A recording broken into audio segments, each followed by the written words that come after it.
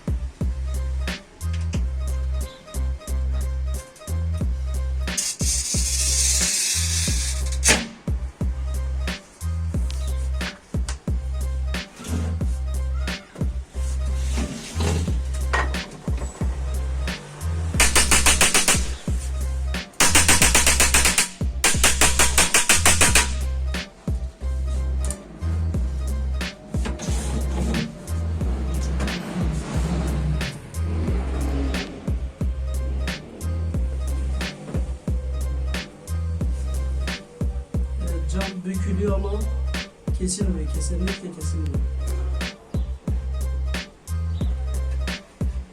Bir de bunu spreyle kesmeye çalışacağız.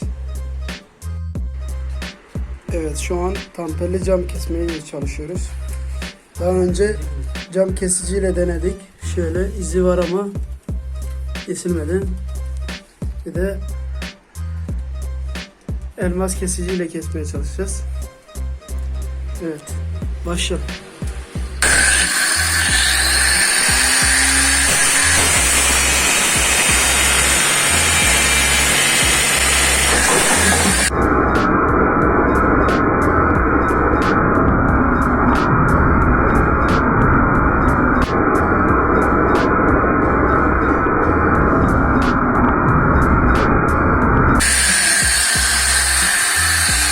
Evet.